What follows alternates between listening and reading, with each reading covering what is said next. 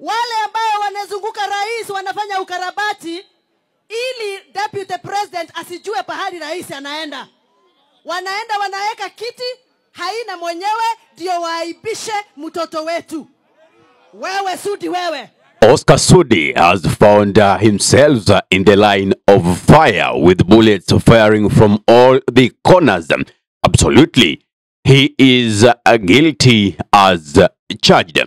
Now, Githunguri MP Gavoni Wamuchomba the other day in Githurai Market decided to dismember or to fire shots at Oscar Sudi, since they are the people who are actually connected with them, making sure that a bad image of the Deputy President Gachagua is brought outside here. And as it is, Gavoni Wamuchomba blames Oscar Sudi as in the previous Sunday, not this one, the Deputy President was to accompany the President William Samoei Ruto to a certain function. But Sudi, with his allies, ensured that the Deputy President was not aware of the function. So, reaching on the function, they did put an empty seat, meaning that the Deputy President was to be around. But fortunately or unfortunately, the Deputy President never came for that event. Now, what will be the overall image being shown? That we have a Deputy President who cannot respect gatherings or meetings of national interest, or a Deputy President who cannot work in cohesion with his boss, who is the President. We have a leader who does not even understand his roles. That is the overall picture that this team wanted brought outside here. So Gavoni Wamuchomba decided to fire shots at Oscar Sudi, even reminded him that we know you are not learned, you are not educated, and you are doing this. So what do you think is happening? Is Oscar Sudi trying to work under somebody's command? What is the command center for all of these? So even Gavoni Wamuchomba tells Oscar Sudi that, you know, we are not like beans in the Kikuyu dialect that you can just arrange and rearrange in the pattern that you think of. Anyway, let's take a minute and listen to what Gavoni Wamuchomba fires at Oscar Sudi. Things are getting hot. Wewe Sudi, tunajua ile kazi munafanyia huyu mzee wetu huyu. Wakati mulienda kule Nyeri last Sunday, mulikuwa mumepanga muende safari moja rais na deputy wake. Wale ambao wanazunguka rais wanafanya ukarabati ili Deputy President asijue pahali rais anaenda. Wanaenda wanaweka kiti haina mwenyewe ndio waaibishe mtoto wetu. Wewe Sudi wewe. Saa hii unaingia kwa mitambo, unaandika hapo at 2 weeks. Nimekuona huko kwa mitambo huko. Umeandika 2 weeks. Wewe kwanza hukusoma wewe. Wewe ujue tunakujua vizuri. Wewe Sudi, kazi yako ni kuzunguka rais, kazi yako ni kutafuta pahali utapata nafasi ya kukura kakitu. Wacha nikuambie, umejaribu kufanya broker, kazi ya ubroker na huyu deputy wetu. Kimeumana. Sasa unataka kumtoa ndio uweke mtu ambaye utakuwa unapanga tabebesi ya mesa kwema yangai. Hatutakukubali Sudi. Hiyo madharau mumeanza. Sisi ndio dawa yako Sudi. Hatutakubali muende hiyo njia. Andũ a Githurai, mwathurire Sudi kana rigathe? Mwathurire Icong'wa kana rigathe? Mwathurire Sudi deputy president kana rigathe?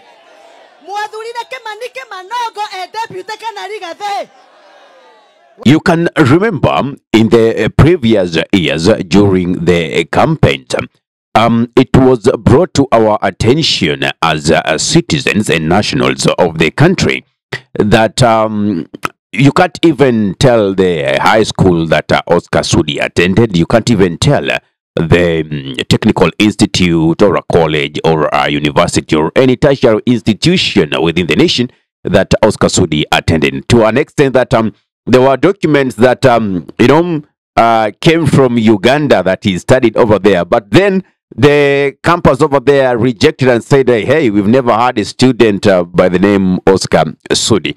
So he did find himself in a very tough fix. The only thing that aided him was that he aligned himself in the winning team, which was the Kenya Kwanza. And absolutely, most of these people's interest is making sure that they protect their wealth that they acquired from the proceeds of corruption.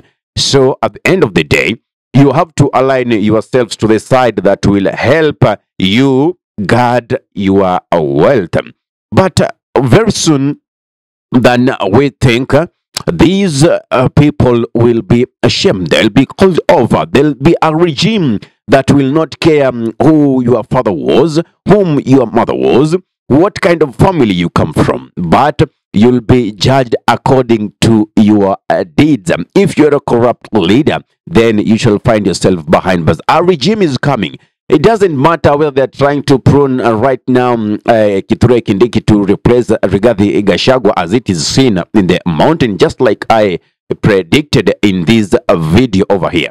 Now, it is good to note that you cannot live without politics, because politics is what we call the scramble for the power to allocate resources.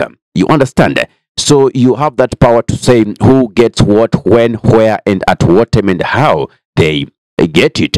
So unfortunately, our politicians have taken it as a vehicle to make sure that they amass wealth to themselves, billions and billions of wealth. So Kenya is becoming a country whereby we have a few billionaires and millions of people who are suffering and living below the per capita income each and every day. So Oscar Sudi was just given a taste of his own medicine. Let us wait for his reply. As usual, here in Dab Radio, we'll always be giving you analysis of the political landscape as things unfold.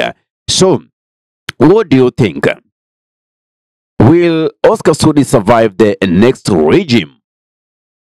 Do you think William Samoei Ruto will be re-elected? What are things to consider during his campaign now that they have not been able to deliver their previous promises that they actually gave people during the campaign period? What do you think? What's your take on this? Because as it is, we even see most in the social media, most of the people are saying, hi, we elected this regime thinking that they are close to the heart of Mwananchi, but we were blindfolded. Actually, we were deceived. William Ruto was a deceiver because he's doing the exact opposite of what he promised us. Just the other day, he was in China, took loans. The other day, he just went to the US. IMF gave a lot of conditions for him to meet in order for them to be to release the bunch of billions of dollars in terms of loans that are supposed to be given to Kenya. Now that, it is even difficult for the president to come up with any financial bill, because the last time he tried to increase unnecessary taxes, you saw what happened. The Gen Zs, in going up with the millennials, rejected it in totality, and even they occupied the parliament, and most of the youths were unalived. Some were abducted, and they are know about up to now. Glad to know that a few of them were released last week, but we cannot put a blind eye to those people who lost their lives back then. Justice needs to be done, not to be had to have been done, but also to be seen to have been done with all the good intentions. You saw even when the IG was was summoned to court and he didn't obey those summons and was now sentenced to 6 months jail term. And politics is politics.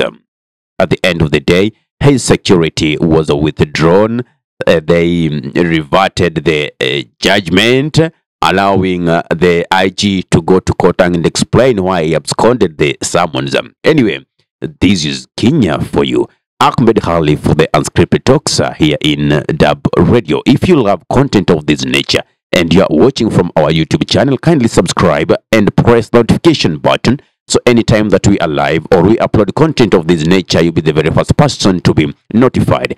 If you are watching from Facebook, kindly follow our Facebook page to make sure that you receive regular updates. Assalamu alaikum wa rahmatullahi wa barakatuhu. Kwa timba kali za Afrika, Dub Radio ndio mpango mzima.